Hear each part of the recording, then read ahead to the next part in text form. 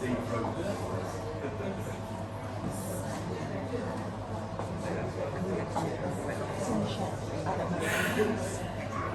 everybody, thank you for coming this morning. I'm sure you've all got other ways to spend your Sunday mornings, but I really appreciate everyone making the effort to kind of come here and be present, and it's really good to sort of get together and see everybody. So just a little bit of housekeeping really in terms of what we're going to do. We're going to take you through a bit of a presentation which looks at where we've been, where we are, what plans and things we have in place for 2022, a bit of a review of everything. You'll all have post-it notes and a pen on your table. Because there's quite a lot of people and we're limited really by time, what we're going to do at the end is, if you have any questions, write them on your post-it notes, and just stick them on here.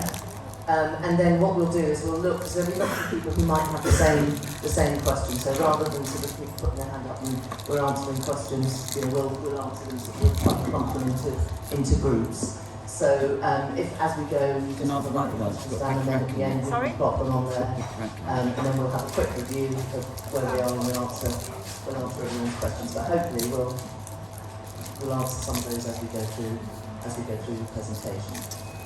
So, I don't think there's any more housekeeping things. You all know where the loos are, you all know where the emergency exits are, and please help yourself to tea and coffee, as we go through.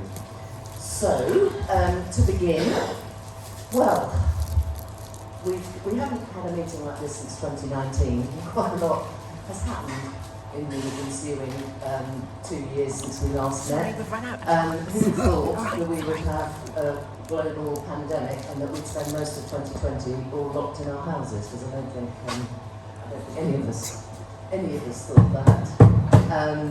And some of us got locked in our houses, but we didn't. We carried on. I'm going to be doing the next slide, please, Professor Whitty. You've all become familiar with that phrase as we've gone through the past 18 months. So we were here through the pandemic. The national lockdown, we started sort of closing the club down and things around about the 16th of March. We closed the club and we were doing a lot of things outside before that. When lockdown actually was mandated, we kind of pretty much kept going. We had a few people on the park who couldn't go anywhere else. We were told by Great Yarmouth Borough Council that we had to stay open for the people who had nowhere else to go, because they were inundated with people being made homeless by lots of parks and things at the time. So they got in touch with us really quickly. It's like on a Tuesday and Wednesday after the 23rd. So we had to keep staff on. We did furlough bar staff and things like that, but we had a park, the grass was growing. We had a whole bunch of people's properties that we felt bound that we had to keep safe. We got in touch with as many of the owners who rent their properties as we possibly could to advise on how to manage and defer bookings, cancellations and refunds and blah blah blah. We sort of got quite a good quorum of people who rent their properties together, and we were meeting regularly on Zoom, and we sort of carried that on. It's tailed off a little bit over the summer because we've been quite busy here, but that has worked really quite well. So we tried to sort of communicate with people as much as we possibly could. When the summer finally came, we still weren't allowed to do anything indoors. Peter, bless him, found on eBay that massive pink stretch tent, which they're really, really expensive to buy, but Peter found it on eBay, and the reason that we managed to get it it wasn't eBay, but it was like eBay.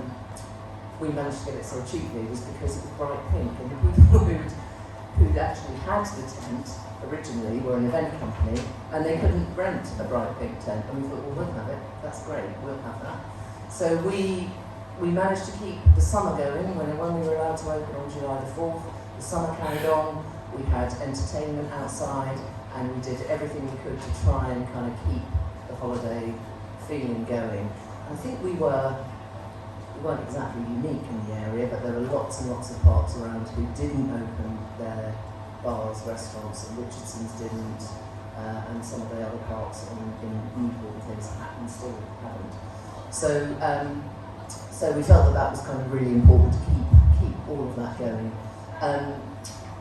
We instigated all of the measures and all of the risk assessments and things that we needed to keep people as COVID safe as possible, and that stood us in really good stead during 2020. There were some savings. We promised as we went through the lockdown, because a lot of people were fairly anxious about it, that we would pass on as many savings as we possibly could. So if you were lucky enough to be a caravan owner, you had the benefit of the temporary cut in VAT, which kept fees fairly low, and for chalet owners we kept it as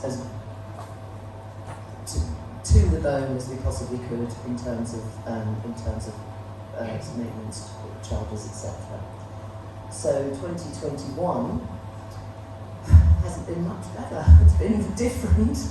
But 2021 has been a real challenge, and I'm sure all of you will agree with that. And we all see the news and hear the news of what's happening. We've got, empty shelves and HGV drivers. We've had all of those issues. We've had supply chain issues, still having supply chain issues. We've had staff shortages. We've had all of the COVID restrictions. One of the things that struck us also over the summer was that people coming out of lockdown in sort of May-ish time. We obviously started the year in lockdown. We started the season in lockdown on April the 12th. We could only be outside, it was freezing, if you remember. And then we had sort of in May time, we were allowed to do a bit of indoor, outdoor. I think a lot of people were quite reticent about coming out, but the people who were coming out, some of them were quite aggressive and quite angry. And I have to say, and I will say it a few times during this presentation, that I have to say hats off to our staff, because they've had a really, really challenging time. And certainly in the early part of the summer, a lot of the people who were kind of coming out were fairly frustrated and angry and quite aggressive, and we were still bound by the law of the land. In May, for example, where masks were still mandatory, and a lot of our staff were really, given a bit of a rough ride by a lot of people, and a lot of our staff are young, and they didn't have access to vaccinations, whereas a lot of our customers probably were all vaccinated, and it was a really tricky time for a lot of staff, because they're trying to create an atmosphere where everyone can forget their worries and their woes in the pandemic in an environment, and create a really good environment, and yet they're still, leading their lives. This is their job. And we had a horrific story of one of our lovely members of staff who was serving some people. They didn't agree that she should be wearing a mask. They didn't want to wear a mask, so they pulled her mask down and tried to lick her face. So these are the things, the challenges that have been kind of going on through this summer. So, next slide please, Peter. In spite of the challenges that we faced in 2021, we have been resolute and determined to carry on the trajectory that we spoke about when we all last met in 2019, of making improvements to the park and continuing on that drive to make Belle Aire, keep Belle Aire as the best park locally in the area. And I think everyone would agree that it's, when you do go on to some of the other parks around the area, we absolutely punch above our weight, and we've got a really great park. So what have we done? We've done lots of invisible stuff, like putting in extra soakways and things around the park to improve drainage. We've put in more concrete paths. We're going to put in more concrete paths over the winter. We have created this sort of plaza area out here. We don't have a great frontage to the road, so we want, when most holidaymakers and guests will come to this area, we wanted to create a really, really good first impression. And I don't know how many of you were here I don't know, even a month ago when we had all of the wild, we've planted a wildflower meadow and we've planted the grasses and we've put the pathways in and made this the entrance, which was sort of in response to a lot of people sort of saying, well, can we not make this the entrance because that entrance isn't actually very nice. So this is our new entrance, but I noticed everyone in the room came through that door. Anyway, but that is our sort of level access access place. So we tasked Peter in his spare time during all of the lockdowns and God knows what else, got some wood and was nailing wood to the walls, so we created this sort of nice dining area in the club, and obviously we've had the benefit of the stretch tent, and I don't know how many of you have been in the big stretch tent when we've had bands and things playing, and when it hasn't been freezing cold because it hasn't been the best summer. But it's a really, it's a great vibe outside and lots of fun. So I think that's a real asset for us on the park. So we've carried on with that. The club has, we're hoping that the club is still a great environment, and I think that the club still remains, like a really good in the quality of the entertainment. There are ups and downs, but over the summer, but we continue to kind of hope that this place is the sort of beating heart of the entire park. Yeah, I'd just add that we also built, essentially for us, as a caravan sales operation, the nice building over there, but Joanne is resident in there, and as time has gone by, more and more owners and holidaymakers are heading to Joanne for advice. So she is there. She's ever so helpful. So that's been a nice facility, as well as the cafe, where people come with their inquiries as well, not just to buy electric cars and such like, but for help and advice. So Joanne's there in Minneapolis. So we hope with all of this that actually we've got a much better, more informative presence on the park, so that as owners and or holidaymakers, you kind of always got someone that you can ask and go to and find things out. So from our point of view, building the desirability of Belle Aire still remains our key priority. That's the thing that we are driving forwards on, and we hope that with you as owners, because we're all in it together, that you're with us on that journey, because that's where we're heading. So on that note, chalet sales, some of you will know that it's gone crazy out there. As a general kind of trend in the marketplace, there is unprecedented demand for domestic holidays and for holiday homes. If that's one thing that lockdown has taught people, it's like, God, it'd be great to have somewhere to go away to, and somewhere that's our own, and people have sort of fallen in love with their own country again. So, but the demand has just gone absolutely crazy, and you would have seen chalet prices go off the scale, and I think that Belle Aire certainly was sort of leading the charge on that, and whilst that has spread to some of the other parks, I think we remain able to command much higher prices. So, a very basic, I think that chalet prices in the past 3 years have gone up something like 75%, which is huge. And I think here, you can buy a pretty basic, you probably need a bit of modernising chalet for about 35 and a half, whereas you probably buy one for about 20, 2 or 3 years ago. And a decent-ish chalet, they're going for 45 plus.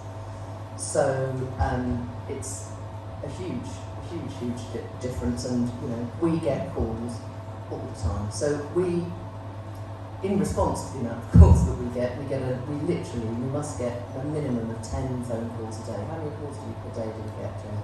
More than that. More than that. Of people saying, I want to buy a chalet, I want to buy a chalet, I want to buy a chalet. So we've got a list as long as you're on. We run the park, so there's nothing about chalet ownership that we don't know. So we figured that actually, if we're the first port of call where people are calling to see if they've got chalets, then we should be actually selling them. The great advantage of dealing with us directly is that no one gets any nasty surprises at the end of it. what can happen is that people will either sell their chalet privately or they'll sell it through an estate agent. The buyer, goes through all of its conveyancing process, and the solicitors do all the paperwork, and we then get a notification of transfer sort of down the line once the sale has happened, and we know that we've got a new owner on the park. But that's the first we've heard of it by the time the transaction has been done. And let me tell you, estate agents, they're not my favourite people in the world, I'm sure they're not yours, but they don't know the ins and outs of how this park works, and we do. So we get owners who suddenly ring us up going, well, I didn't know I had to pay this, and I didn't know I had to do that, and I didn't know. And it's like, well, you should know, and they didn't ask. But, we will furnish everybody with that information, and we've got all of that information is there in the cafe. So if you are selling your chalet through an estate agent or privately or through us, that information is there, so you can avail yourself of. We've got a guide to chalet ownership, a breakdown of all of the fees, etc., all of the rules, what you have to do, what you can do, the opening times, close down, shut down periods, all of that stuff is in there. Yeah, and if anybody wants one of those, just as a refresher, they're available if you see Polly in the shop.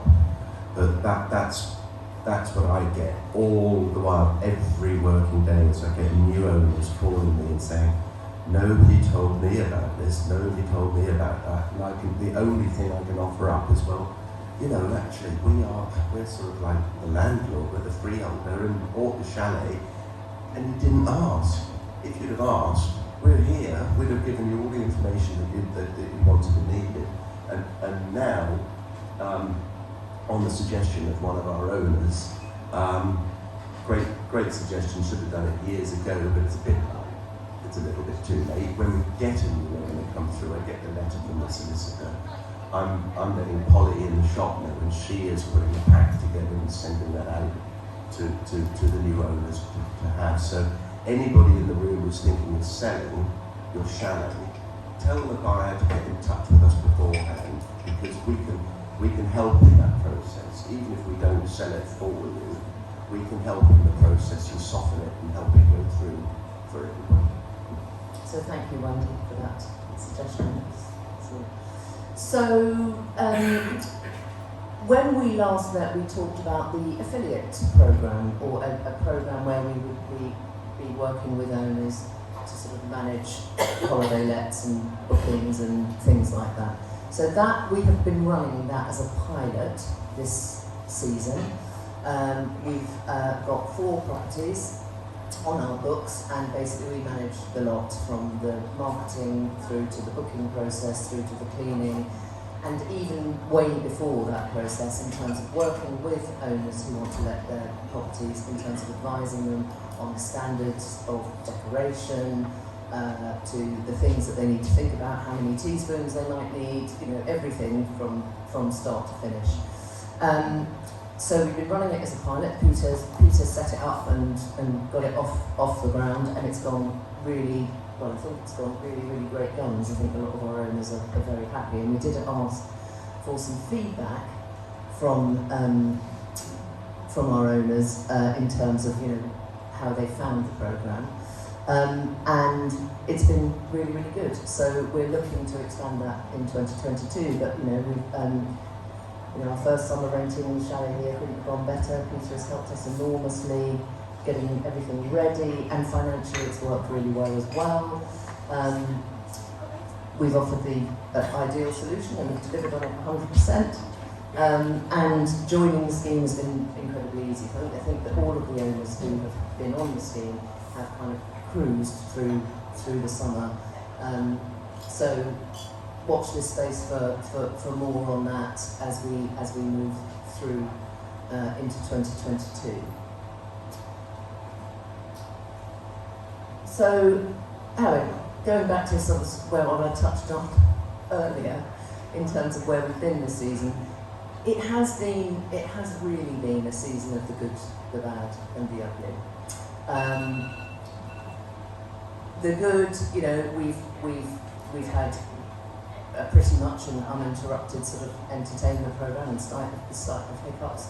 Again, I'll reiterate, I just can't thank our staff enough for getting on and doing quite a difficult job this year with a big smile on their face most of the time, unless the people are trying to lick their face or anything like that.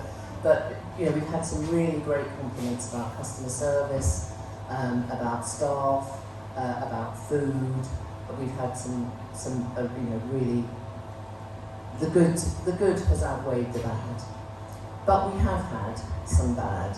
We've had some rogue chalet owners and letting properties, double booking, not doing things properly. We've had some scammers, so people would think they've booked a holiday because they've seen something on Facebook and they've booked it, and then suddenly they turn up and the chalet doesn't exist.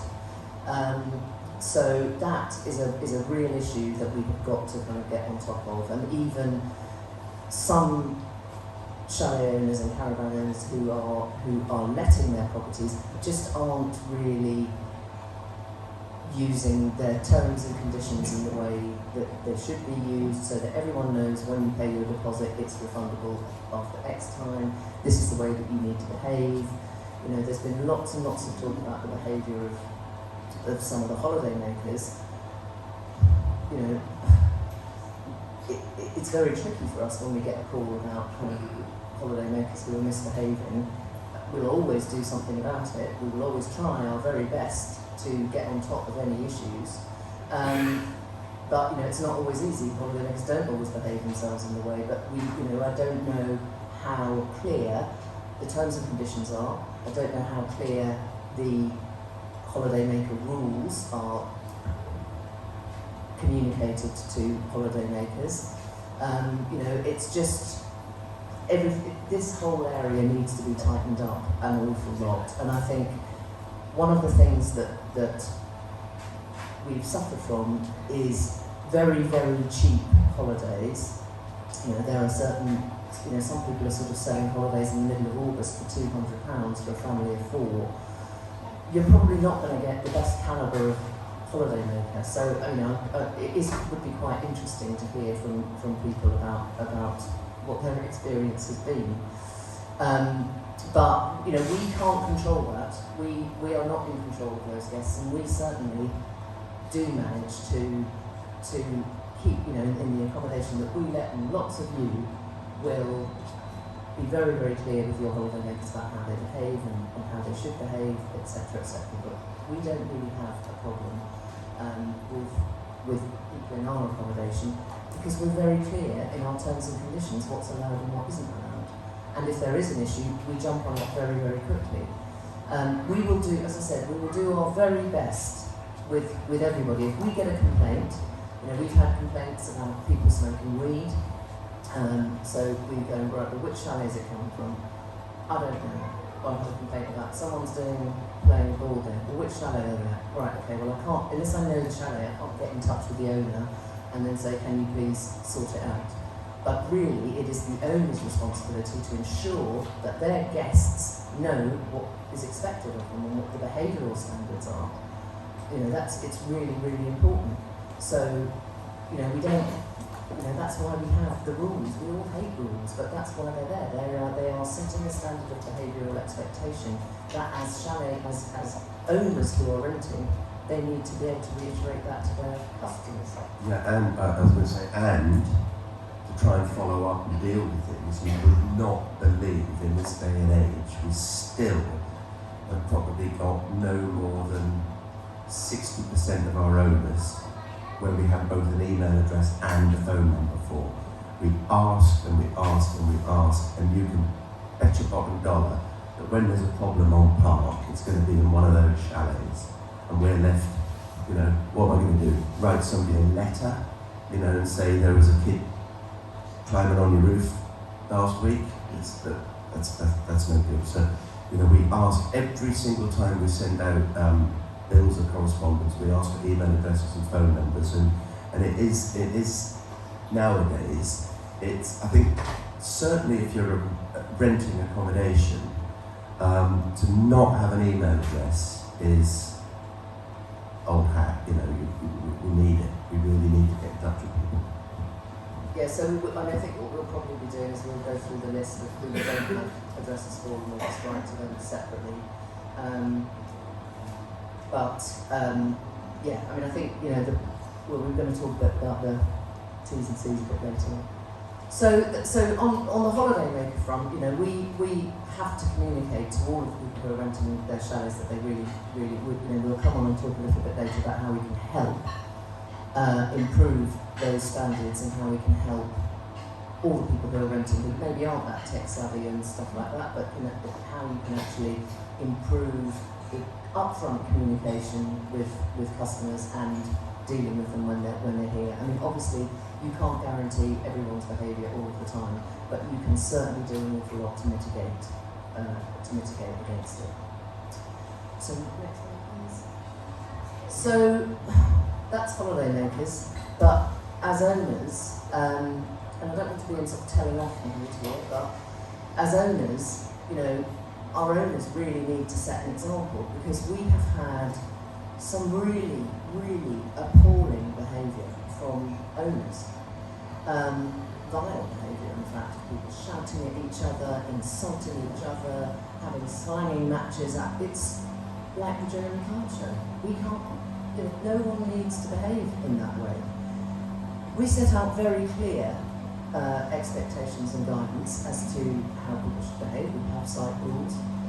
We have all of those things. No one should be in any doubt as to how they should behave. Everyone is an adult. We don't have anybody who owns a chalet on here who's under 18.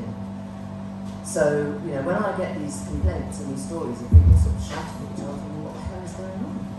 And, you know, we are a holiday park. There are, you know, 315 chalets, all quite dense, they're all close to each other, they're terraced. To me, it stands to reason. A, there might be a little bit of noise and people running around in the summer, but also you've got to be respectful. You know, it's not respectful to play music really loudly. It's not respectful to be, you know,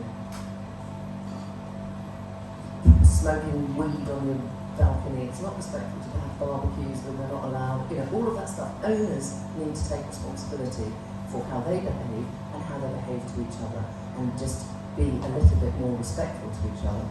You know, I think everybody, you know, I think we do have quite a strong community of owners, and I think generally everybody gets on, but these kind of little pockets of nastiness, we need to stamp those out, and you know, everyone needs to come together as a community and be able to get along with each other, and if something is irritating or annoying, to be able to have an adult conversation with the other person to say, would you mind? I know it's not always that easy, but it certainly doesn't need to sort of descend into public slang matches.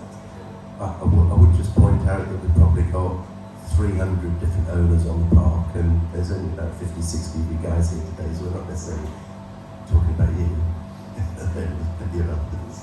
No, but I mean, yes, yeah, I'm not telling everyone else in this room that we've all been naughty, but you know, there is, you know, I mean, all of the people who are here, I think it's important to say, you have come, you've bothered to kind of come, and you're here, and there are people who haven't been able to make it, but we will be sending this out to them. But the people who are engaged in the park, and the people who do make up this community of the park, are really the people who need to be the standard bearers. So, you know, all of you who are here, you know, I do hope that, you know, you will take that on board and carry the standard for us. So that's just telling off is now over, but you know, it's just something to be mindful as we go forward. So to that end, we're looking at, right, okay, there are lots of things that we've just gone through there, lots of things that aren't quite right. So we're now on it's time to get our house in order across the board. Lockdown did show up some fairly, you know, showed up some of the holes and some of the sort of, you know, lifting of the carpet and seeing kind of what was underneath, and we did see quite a few things that really aren't kind of quite where we would want them to be, and not compliant. So 2022 is going to be all about raising the standards and making sure that everyone is compliant. So that's going to be everything from keeping the properties neat and tidy through to insurance, making sure that you've got the right insurance and the right making sure that everybody has as much help as they can to ensure that they've got a great guest experience when they arrive. So there will be lots of things that we will be doing over the next few months that will help you. The first thing that we've got going on at the moment is, one of the key things, is fire safety. This is crucial. We're a holiday park. The chalets are all very close together. There's lots of combustible stuff. We've got caravans which, also fairly combustible, with gas and blah, blah, blah. So we do need everybody to be as compliant as possible for fire safety. We've got some fire safety leaflets. It's basically this checklist. That's all it is. There's not a huge amount to be done, but we just need to make sure that everyone is kind of doing it. So every chalet, and most caravans come with smoke detectors and carbon monoxide detectors built in, but chalets obviously don't. So every chalet should have a reliable smoke detector. We have bought a load of really top quality Fire Angel smoke detectors, which we are selling at cost, so you won't find them cheaper in Screwfix, but they are sort of top of the market really. They're about a tenner. They last for 10 years, they're sealed units, they're in, you can put them up, forget about them for 10 years, they're sort of guaranteed the battery will last. So you can avail yourselves of those by asking in the shop at any point. Fire blankets and fire extinguishers. In theory, you should definitely have a fire blanket for kitchens, and you should have a water and a CO2. CO2 is probably enough, but if you wanted to go, if you wanted to be super, super safe, you should have water and CO2. Fire extinguishers. If you're renting, obviously you have to make sure that all of your appliances are pack tested. That is the law. And every caravan should have an up-to-date gas safe list, which we need to have a copy of.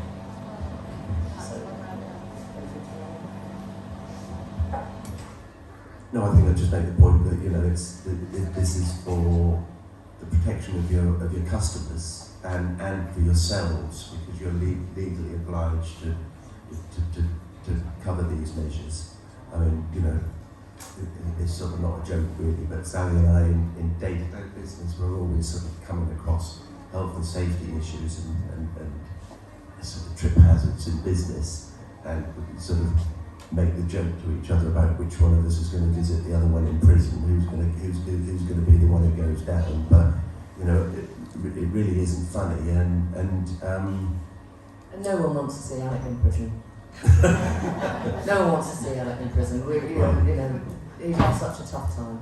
Having to have Shannon in his underpants and all that. It's not good. So with that in mind, on the fire safety,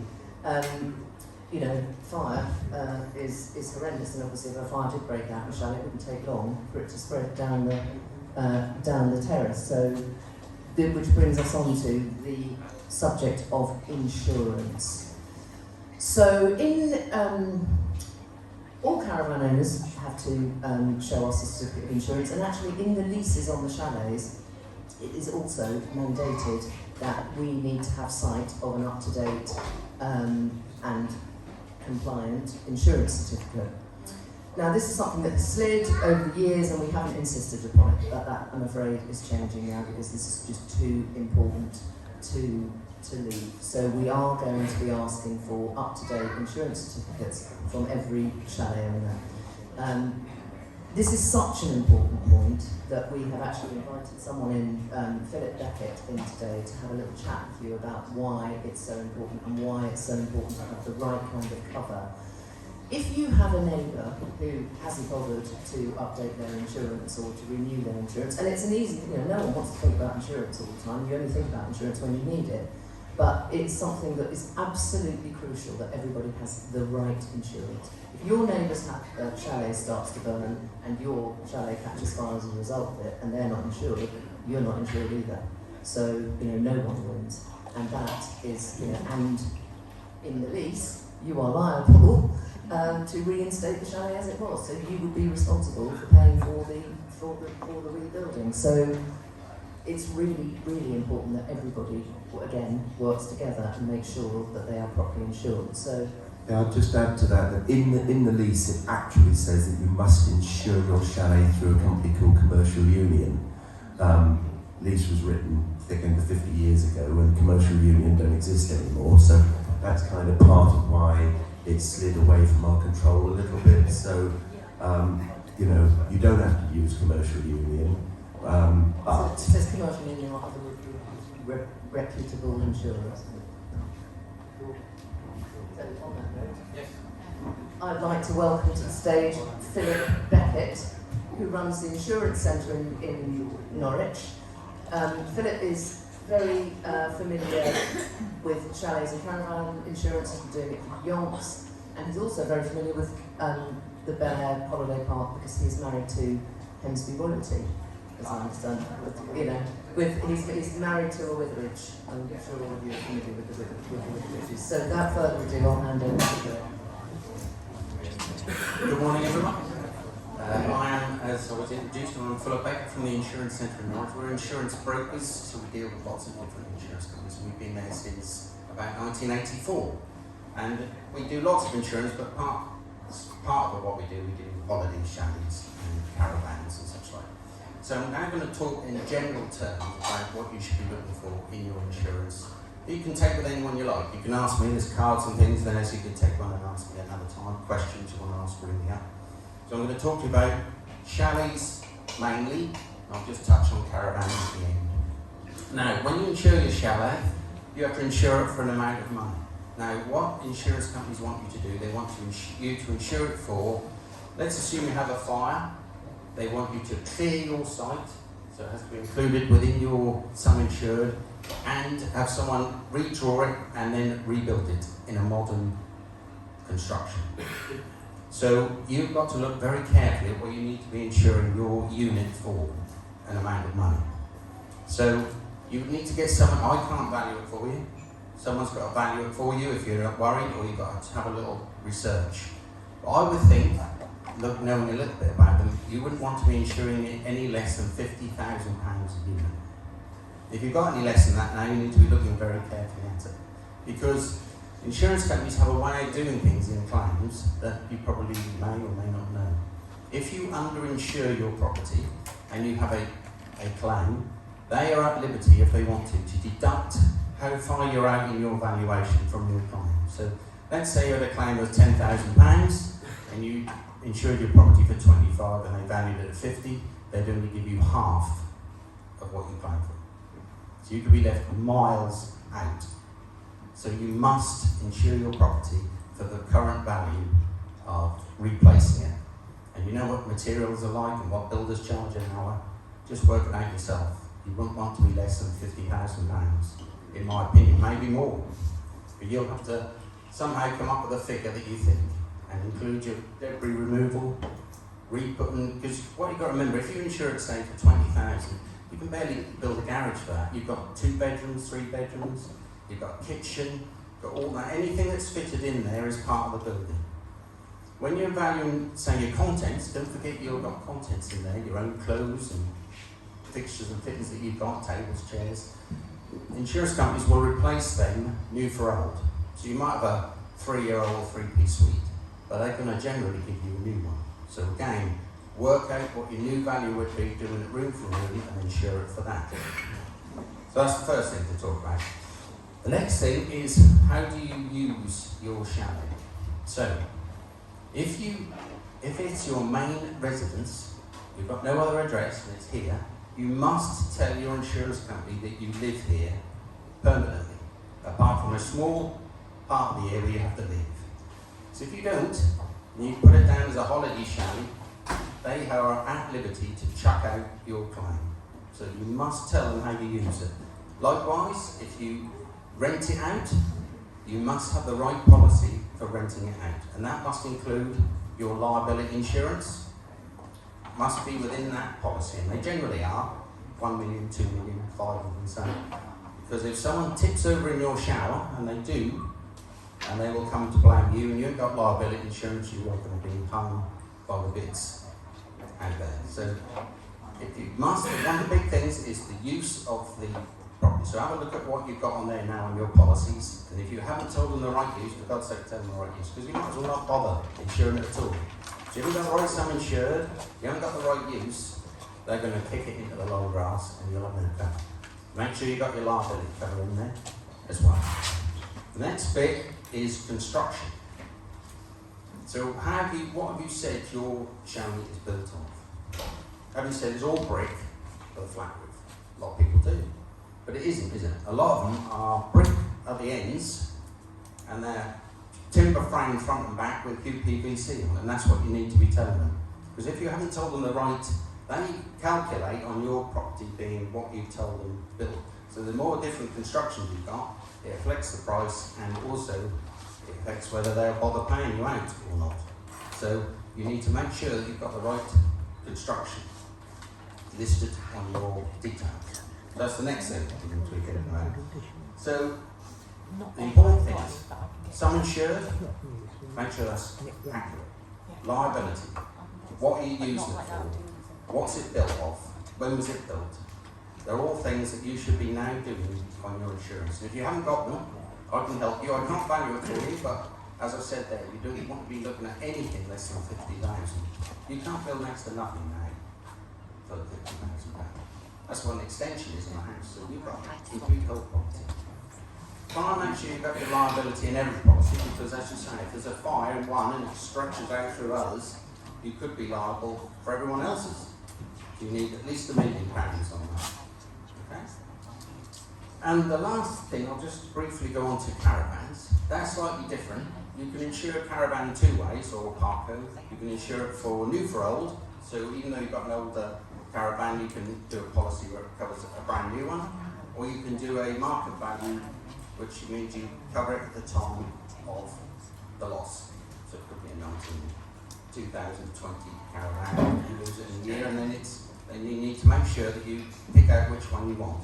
So there's no use having a new for old one and insuring it for the current value. You need a new value on your caravan. And don't forget, when you're doing your valuations, you've got to include, I see a lot of that, got decking, lots of other little ancillary bits you put in. The more posher bits you put in, just make sure you've done all the floor and everything, you keep that in the value. So that's what I would ask you to do now. And you all should have cover. Don't try and think you can get around it. Don't try and half do it, because you might as well throw your money in the sea, because it's a waste of time, because they will find you out. If you have a big claim, they'll be down here, and they'll be pouring over your place and saying, well, when did you last here? What are you doing here all the time? And if you haven't got the right use, or the right sum insured, they will kick it into the long grass. So, hope that helps you a little bit. If you need any help later on, just pick a card up and ring me up at the office. I can give you quotes and things. Philip, just one thing I'd add, which feel free to contradict me on, is that when we're talking about levels of cover in excess of £50,000, it isn't necessarily that much more expensive to up the cover. You know, if you've got I've started, well, Joanne's doing it for me, but we're collecting in certificates, and they're coming in with cover at 20,000, 25,000, figures like that. And it just is a crying shame that just for a little bit more, those policies could be up to the correct level and could potentially save yourselves an absolute fortune. Is that right? Oh yeah. By putting that up and doubling the value, don't panic and think you've got to double the price. Often insurance companies have a minimum level anyway of premium, so you could probably up, sometimes you can up it, and there's no cost at all. So you think, oh, I'll stick to 25 because that'll cost a fortune if that's 50. But if you ask, it might be a tenner or next to nothing. So get it up there, get the levels up, because you might as well not bother than have it at 20,000. You can build a rabbit hutch for that. So you've got to get them figures up to the required level. But don't worry, it isn't going to cost you a beat. Okay. Thank you. Right. Thank you. Thanks, Philip. Thanks, Philip. I think that was really, really interesting and enlightening. And I do totally get that insurance isn't one of those things that anyone really wants to think about too much. It's really boring. It's like, well, I hope I don't have to use it. But I mean, on that point about insurance, I had a policy myself for my own house where I had, the contents at a certain level, and I sort of looked at the contents and I thought, oh God, I don't think I'll be able to replace all of my sofas, all of my telly. I've got a piano, You know, how am I going to replace all of that? So I upped the cover for my contents quite dramatically, and I think it increased my premium by about £25 a year. So it, you know, really, and that's for my sort of main home. So it doesn't have to be you know, daunting or anything like that. But having the correct insurance is really important. So moving on. So we go back to the point of, you know, we're looking to kind of, you know, create some really high standards. I think we do create high standards, and we create sort of some fairly high expectations out there. We do a lot of digital marketing. You'll see things on Facebook. We do remarketing and things, and lots of Google search and things like that. We set some pretty high expectations for Belle Aire, and as a general rule, when people come, those expectations are met, if not more so. Next one, please. And guests really appreciate those standards. So, you know, we ourselves, we get some really great reviews on TripAdvisor and through our own review system, but we've only got 8 units. But other owners also do. Kim consistently gets great reviews, Sandra, George, I think Nigel, really fantastic reviews of people raving about the quality of service they get, the cleanliness of the chalets, and we want to kind of continue that point. However, you know, it only takes one bad apple to, you may have seen this slide before, but it does only take one bad apple to spoil the entire barrel. So no one wants to get a review like this, which we had recently. Now this popped up on our TripAdvisor page, it wasn't our property, but this is a review from the farm who came. We are currently staying in the above chalet. It must be the dirtiest, smelliest, outdated holiday accommodation I have ever stayed in. The unit smells of and has flies everywhere, and we have spent over £20 on air freshener and fly killer. The bedrooms are so small you can't move freely around. The double beds, let alone open the wardrobes fully. We booked and would not recommend this accommodation. And they put the photographs up, and you can't really see too brilliantly from here, but I mean, looking at the photographs, you can see that there's a chair that's about 90 million years old, a carpet that I haven't seen the likes of since, you know, the 1970s. You know, grime and dust, and that, it's just not acceptable. It's just not acceptable. And I think, Peter, you wanted to sort of talk a little bit more about this bit, because, you know...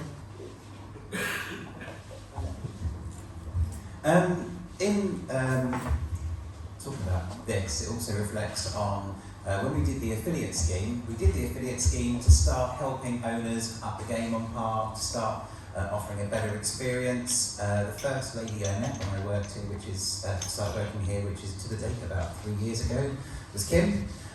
Kim does a fantastic job. So I don't know if she's got any space at the moment, but also she does matrons where she looks after people's properties. Who, does a really, really superb job on those as well. So it's not about competition, it's about working together, and anybody else that feels that they can do that, or represent properties and manage people's properties, then do, because it's all about working together to improve the holiday experience. Because one thing I've picked up on social media, where someone was offering a weekend stay for £150, sleeps 7 people. Now, a 2-bed chalet, in my opinion, doesn't sleep 7 people.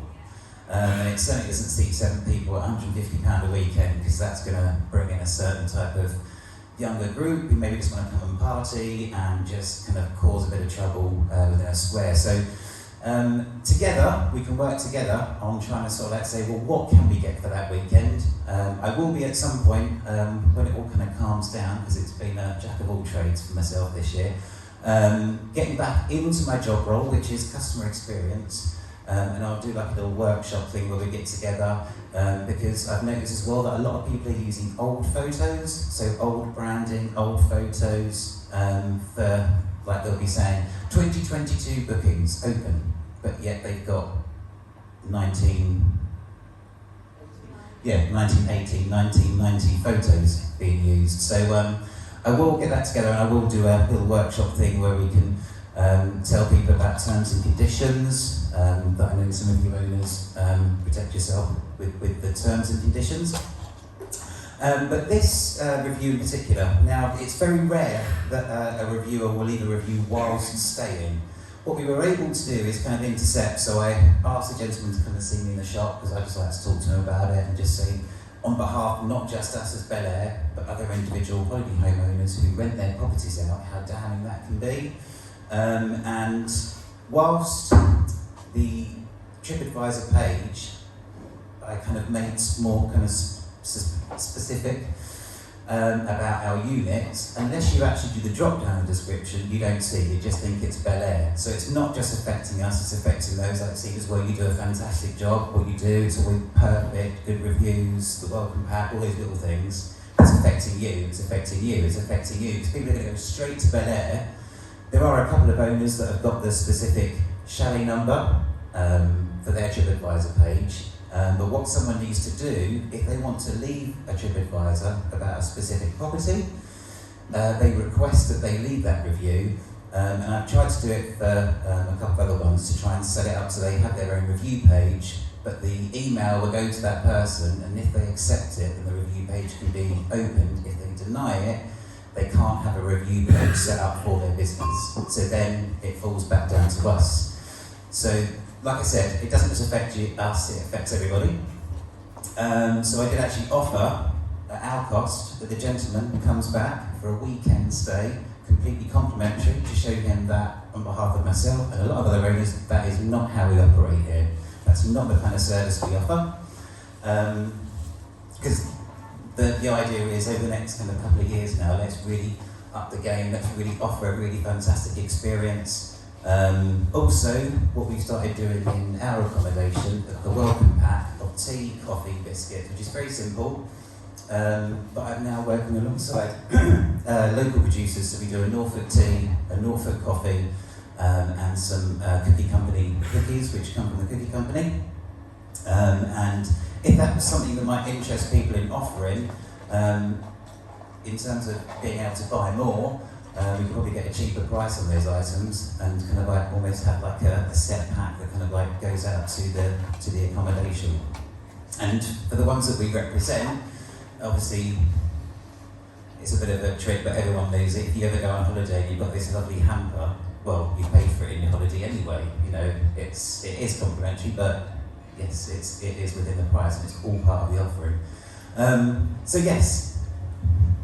So what we're going to be doing on the website is, because like I said, the shoe doesn't always fit for people. So if there's anybody that wants their property managed, it doesn't mean that we're going to be right. But there might be somebody else that might be right for them, that can offer a better price or a different type of service. But we are going to have somewhere on the website where, for owners that do it all themselves, where we can sort of like say, yes, that's an approved property. So Steve, for instance, will have a Belle Aire approved because all the criteria there are met.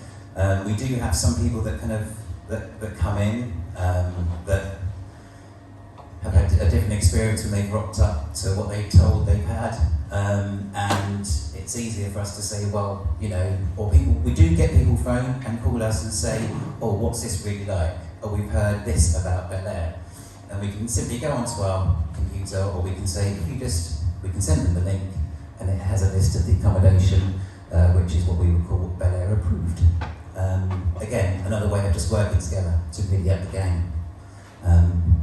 Thank you. So, on the keeping things up to scratch, there's the whole thing about sort of the environment in which we find ourselves and care of properties. Now, generally, and I think you'd all agree, that generally it's a great park, and generally pretty much all of the properties are well cared for, loved, tended, and look really, really nice. And I didn't want to bring up the bad apple chart again, but we also have some people who don't look after their chalets in quite the same way.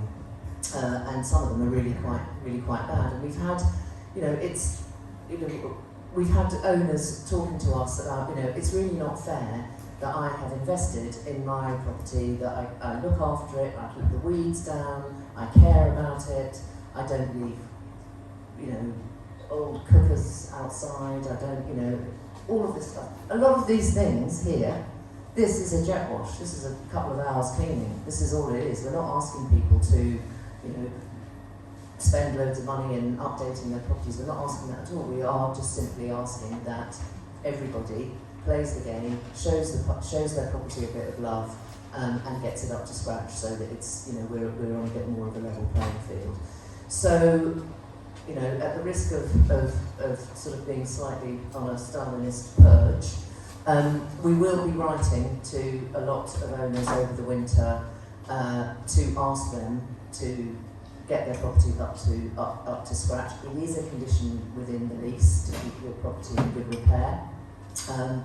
And we will be writing to the repeat offenders, and, you know, if it doesn't happen, then ultimately those people will be in breach of their lease, and that then gets, you know, begins to get down the road of forfeiture of lease and things like that for repeat offenders. So we will be writing to everybody. There will be a time frame in which any work needs to be carried out, so that everyone will have plenty of time. We'll offer up suggestions, we'll be as helpful as we possibly can, but we do need all owners to have that sort of level of care around their properties. Yeah, I must say, I went out the other day and took most of these photographs, and it was a miserable day, but very much along the theme of the one bad apple. It's not that bad out there, really. It's just that the ones that just, some of them just need a tiny amount of a scrub up, and yet they stand out like a sore thumb in a row. So, you know, that's what we're going to do. Is we're going to try and up our game on that and try and get people to comply. I mean, I don't expect that a lot of people are going to be jet washing at this time of year and letting it all get mucky again during the winter, but it'd lovely to think that it was all spick and span for the spring. So yeah, that's what we're going to get on.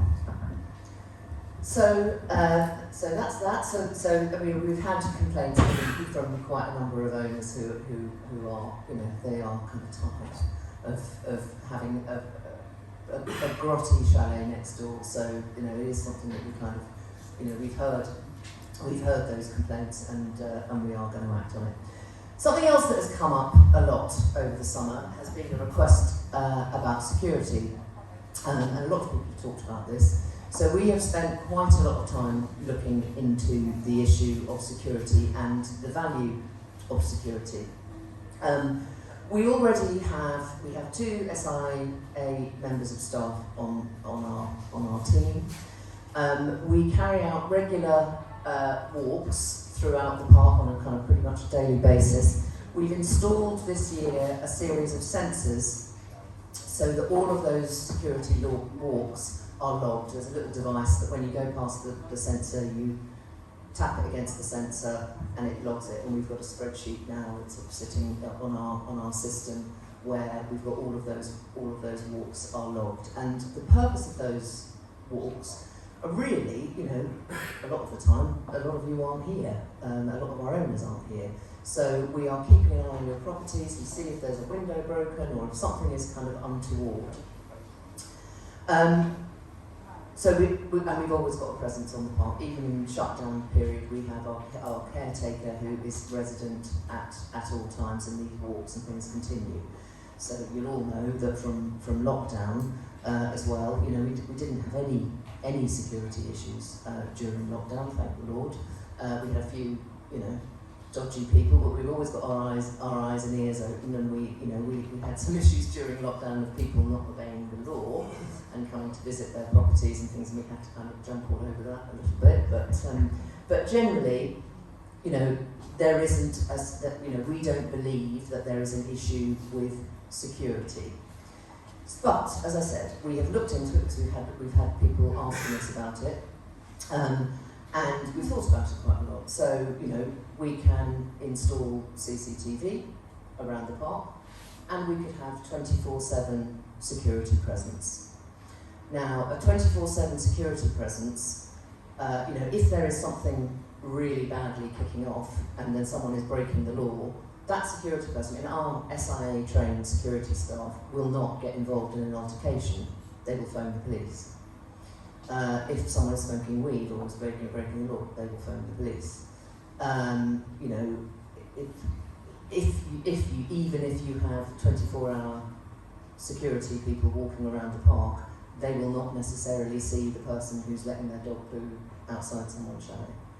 So we've looked into how much it might cost installing CCTV, having a permanent presence, which is probably equates to about 4 people to have night and day and patrolling and all of that kind of stuff. And when it comes to sort of general behaviour, and I'll revert to my earlier point, you know, about kids kicking balls in the summer and all of those things. But yeah, it can be annoying, but we are on a holiday park and there are ways of dealing with that. And if people know that they're not allowed to play ball games and kick balls, or if someone says politely, I would really like it, you know, your child who keeps kicking a ball against my deck, can you just please ask them to stop? Or there's a green here where people can go and play. I don't think that security is going to solve those problems, you know, those particular problems. And it's expensive. You know, if we were to have CCTV around the park and full-time security presence, it would probably add between about 175 at the low end, just having some CCTV, to having to about 350 quid to your annual bills at least of having that presence there. You want to pop in? Not specifically, but I was just going to say that last year, for the first time, we got, amazingly, a planning permission just for one of our own units to have 52-week occupation. I mean, please don't go there. It was one, and that's purely for security presence on the park, so that we could keep Sky on the park, just to be able to continue doing his daily walks and just keep an eye out. You know, it's a big park. There's 20 acres. There's over 400 properties. You know, the chances of him catching somebody with their legs dangling out of your window is pretty slim. But he's gonna do his little checks that he does. I think there's about 8 points, isn't there? And we know he's done it. And so as he's going around, he's looking to see if somebody's had a brick chucked through the window, that sort of thing. So again, phone numbers and email addresses, please. So the issue is that it's all logged. He can't cheat it. He can't cheat it because it's a device that checks in. So we literally have a spreadsheet, so we know exactly when the walks have taken place, which. Yeah, well, I mean, you know. I've got it, Steve.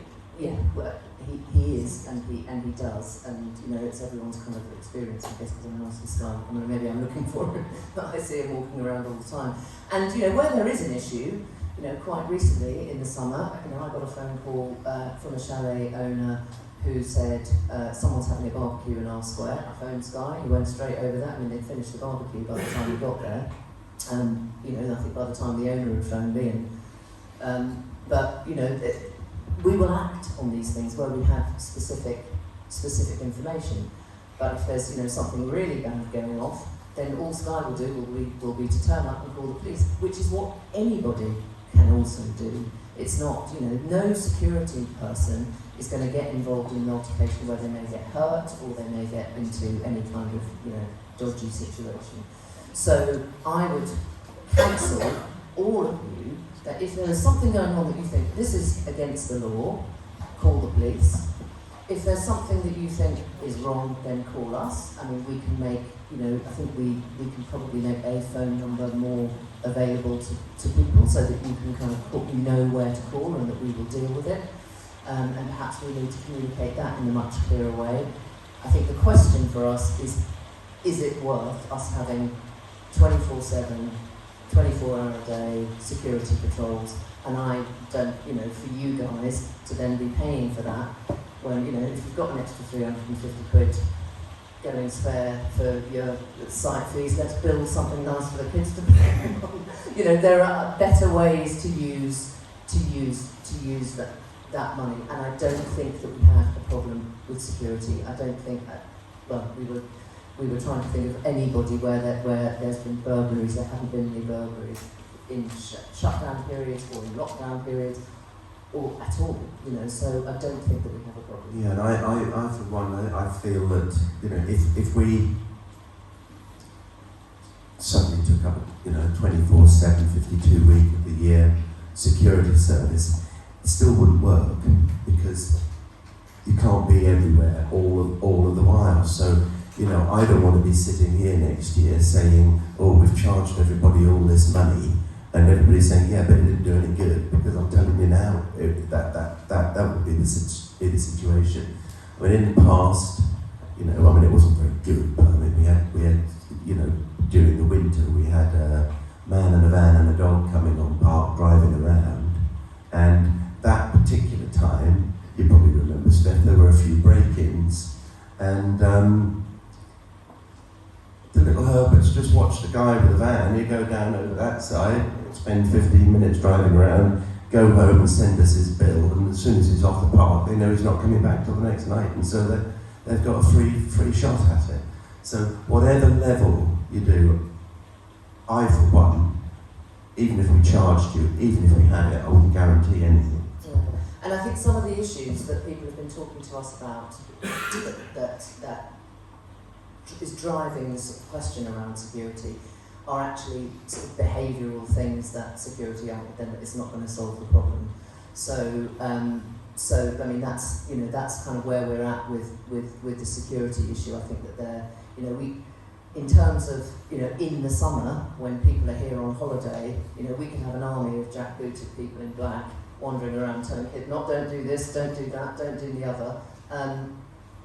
Is that what we want? You know, I don't think we do. I don't think that's a holiday park. And I think if people want peace and quiet on Belle Aire, don't come in August would be my counsel, because it's a holiday park. So so security, you know, we're not sure it's worth the money. So we're going to continue the level of security that we have. As I said, we've got, there's a butterfly.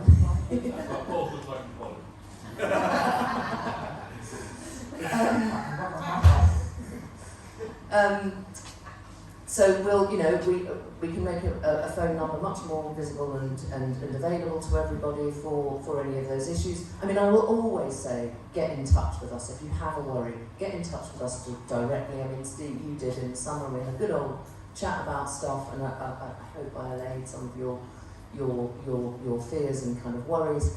But you know, the dialogue is important to us. So you know, it's how we want to continue.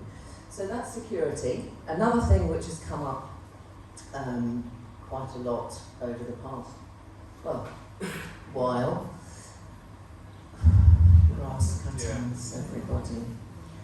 Right, I hate the grass cuttings as much as everybody does. They're a nightmare. I think there are certain things that we could do better. However, collecting the grass cuttings is not really an option for us. And the reasons for that are that we have 20 acres of grass to cut. If you go to any park, in fact I drove through Martham yesterday and they'd just mown the green there and they haven't collected the grass cuttings. There were kids playing, but their mums are going to be furious with them when they're playing football. They're going to go home and walk all that grass through their house. It is a problem, but collecting grass cuttings is just very, very difficult to achieve for the following reasons. Number one, the mowers that we have don't collect the grass, and we would have to buy new mowers. New mowers are about £40,000 each, so we would have that issue. We would then have to store the grass cuttings somewhere, so we, you know, whether that's collection boxes, which has been suggested, it stinks after a while. Someone would have to come and take it away. Grass cuttings are combustible when they're in a heap. Not only are they combustible in case if someone throws a fag end in, but actually they spontaneously combust. Lots and lots of grass fires. So, you know, all of those things actually make it very, very difficult for us to ever do a grass collection service. without it being ridiculously expensive and actually probably not really solve anything, because I don't think anybody would want a stinking grass collection box outside their chalet. So, one of the things I think we can improve on is to continue the laying of paths around chalets so that people have paths, and I think that we need to get better at clearing the grass off those paths. So I think that is absolutely something that we will really work hard at making sure that the areas where we're trying to kind of, we're going to mitigate the issue, but there isn't really an awful lot that we can do about actually getting rid of all of the grass cuttings. And I'm sure that everybody who has a lawn of their own at home, certainly I do, I've got a tiny little lawn, and when I mow it, I've got a collector at the back, but I still end up getting grass on my feet and throwing it in. But there are things that I think that we can do better, and we will endeavour to improve that situation. Yeah, I'd just add that to try and take the grass with a mower is not an option. I mean, we've done this, we've tried this in the past. I mean, it was really quite funny one day. We had a rotary mower, and we thought, right, what we'd do is we'd try a rotary mower, because what it does is it chucks out the cuttings to one side, and you, instead of getting grass evenly spread, you get rows of piles of grass, which, then you're going to go around the 20 acres of grass, rake all that up, and that was difficult. But we have had in the past representatives of the lawnmower company here with a row of different types of mowers, and we've had chalet owners present, and we've driven up and down, and the rotary one with the collector on the back went about 50 yards and was full, and had to stop the guy to get off and think about emptying it. And everybody said that the best cut was mowers that we've got. In the summer when it's warm and dry, they're brilliant, obviously, because the cuttings just fly, that they're short, they're dry, and they rot away, and you hardly notice it. I'm not dismissing it for 1 minute, because I know it's a pain, but times like it's right now is the problem. When it's wet, not a lot of sunshine, and the grass is still growing, and this is the time of year when it really is an issue. I'm not dismissing it, but I think we've got the best system that we can probably operate. Yeah, but it's in the early part of the spring and the autumn when it's the worst. So we always get a lot of complaints in sort of May time, and then June comes and everything dries up, except this year, of course. And things dry up and it isn't really an issue, and then we get complaints again at this time of year. So we will do our very, very best to try and mitigate against it, and we are putting in some more paths, and we will make sure that the boys know to blow and sweep the paths so that you're not kind of getting it all over your feet. So we'll do our very, very best. Yeah, we have essentially, over the course of a good few years now, created a situation where we have got a pathway round internally in every single square on the park. Took a bit of time. And I've borrowed many a barrow full of concrete myself to help get it done. But personally, I don't want to see concrete paths everywhere like a maze, but there are one or two places that have been identified, like Steve has said, these ones that face this way, outside of the square, along here, one or two others elsewhere, maybe facing the boundaries where we can do it. Can't do it all at once, but we've phased it over the years, and we really are getting there. Because for the first 40 years of Belle Aire, there were no paths, but we're pretty much cracked. So that's another thing that I'm hoping will have answered some questions. The other perennial issue which comes up is the dog poo issue. Anybody who owns a dog knows that it's not the dogs, it's the owners. There is no such thing as a bad dog, there is only such a thing as a bad owner. Dog poo is a nightmare. It's a bit like sort of seatbelts and drunk driving. It is a whole behavioural change which needs to happen across society. It's improving, and I think most dog owners do pick up after their dogs. There are some people who do not. There are some people who will not, who don't, even if they have dog poo bins, if they have bags, they will avoid doing it. It is a real issue. We have Dave, the dog poo detective, over here, who is, all of our staff are on high alert to try and spot, who is doing this. We have it. We recently had someone had allowed their dog to poo right outside the cafe, and one of our members of staff to come along in the morning, pick up someone else's dog poo, and wash it all down and clean everything up. And our staff will, they're not told to, because it is not in their job description that they have to go around 24/7 picking up after owners who decide that they don't want to pick up their dog poo.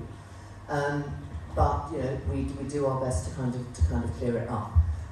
It is something which, as a society, we have to kind of really go against. No one would think about, in the olden days, people used to get in their cars with 4 pints of lager in them and drive their kids home. That doesn't happen anymore. It's not acceptable. It's not acceptable to smoke in public. It's not acceptable to drive a car without a seatbelt. It's not acceptable to not clean up after your dog. So it is about the owners, and I would also say to all of the owners here that if you see people not picking up their dog poo, then and you know who that person is, and you don't want to confront them, then let us know, because we will say we have reports of you not picking up after your dog. We will get in touch with those people. Likewise with holidaymakers. If you rent a chalet or a caravan that is pet friendly, make sure that your holidaymakers know that they have to clean up after their dog.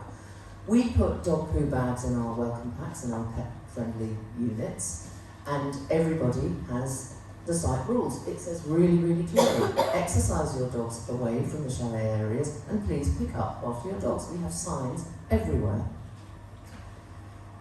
Should we have dog poo bins?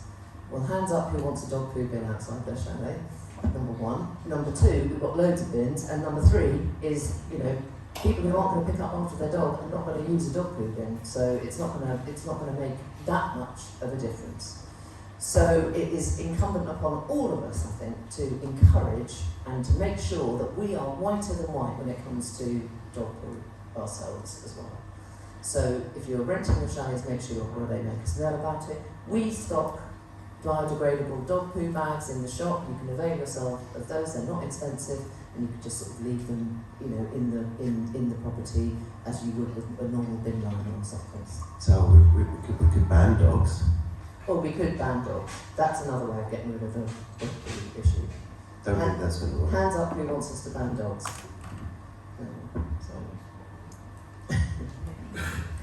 So dog poo. We just have to keep banging the drum. We have to keep banging the drum. Next slide, please. Long sublets. Now, this is something that Philip raised earlier, a little bit about kind of use of the use of chalets. And the chalets are for, ostensibly for holiday use. They are not for long-term renting, and this is something that did sort of come up quite a lot in lockdown, and it is an issue. Long-term lets are not holiday use. They are not. So chances are that if you're insuring a holiday chalet as a holiday chalet, and you've got a tenant in there who was there for the lot for months and months and months on end, you're probably not properly covered by your insurance. Number one. Number two, people coming onto the park for sort of cheap rentals.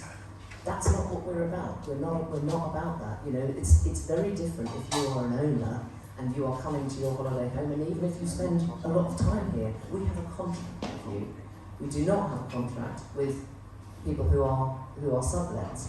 We've had people putting rabbit hutches with 20 rabbits in the hutches outside their chalets, and they're sort of renters, and all sorts of issues kind of going on. we don't have really much jurisdiction over these people.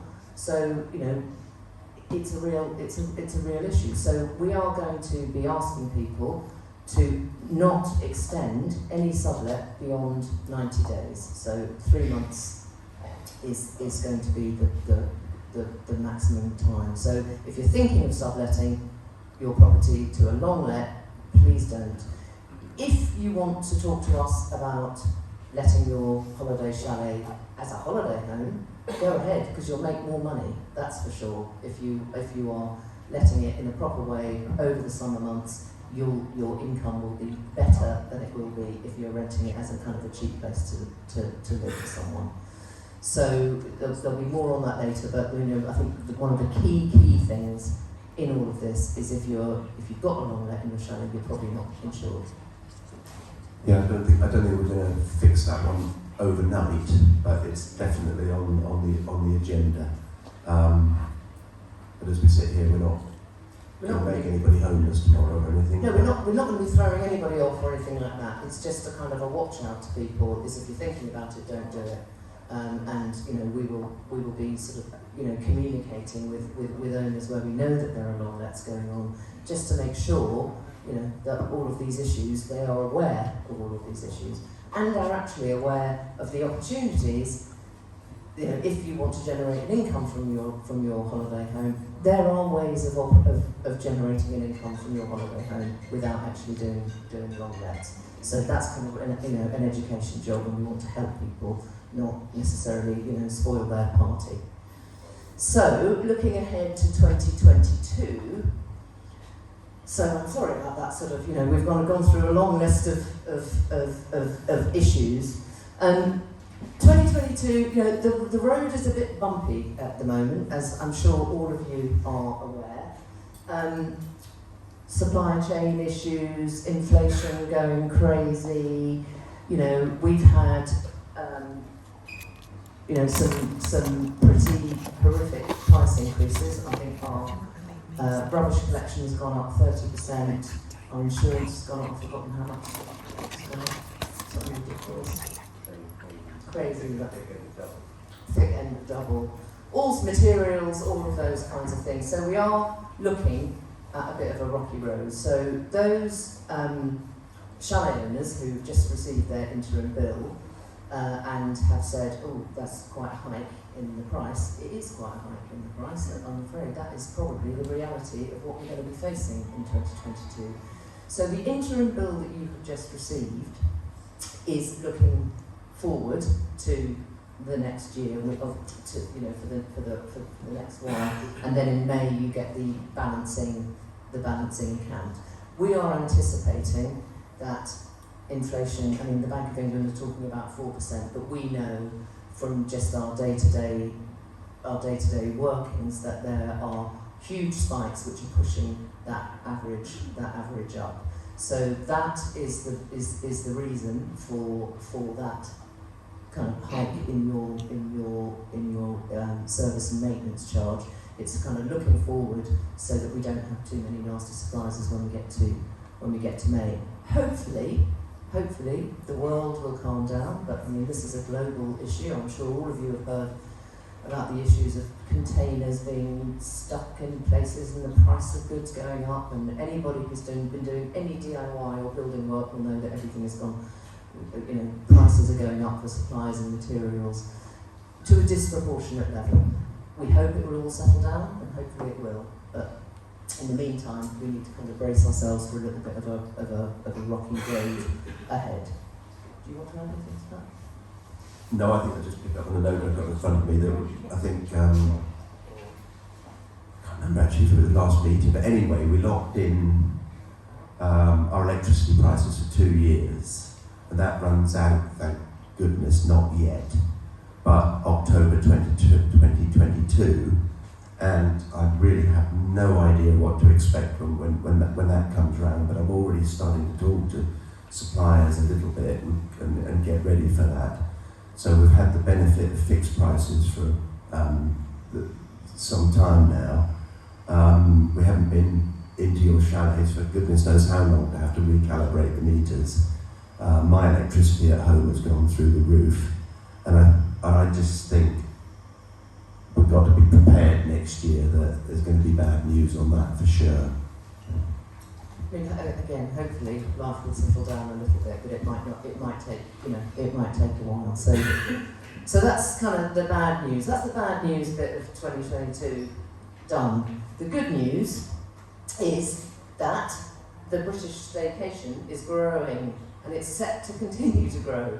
So, we've looked at various sort of market reports, and where the British staycation market was sitting at about 5.8 billion in 2019.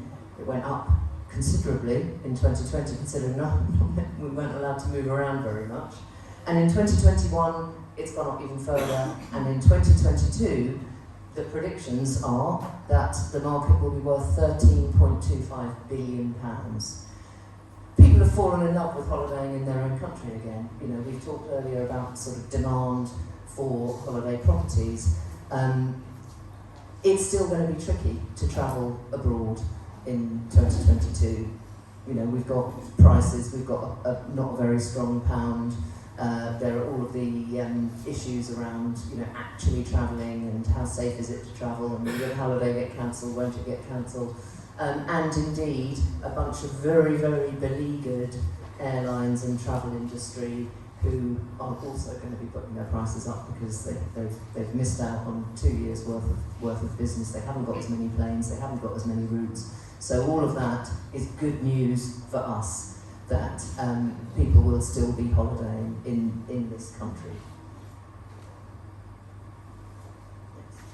That just basically says the same thing, except perhaps the host seasons have published their 2022 bookings for next year. So what they have got now in advance for 2022 is up 82%. It's huge. So we're well placed for another decent summer, especially those of you who are renting your properties. Next slide, please. And some other things that we're doing. In the first lockdown and in some of the subsequent ones, but specifically in the first lockdown, we became very aware about how the local community views sometimes the tourist industry. And we felt very much that there was a bit of a them and us thing kind of going on. And it's not very comfortable actually, because there was lots of debate and arguments about, don't these people, we don't want tourists coming here. And then they're going, well, don't you realise that if it weren't for tourism, you wouldn't be living the way you live? And we kind of thought, well, actually, I don't want to enter into that debate. But what I do want to be, and what we want to be, is a business who is respectful to the local community and has a place in the local community.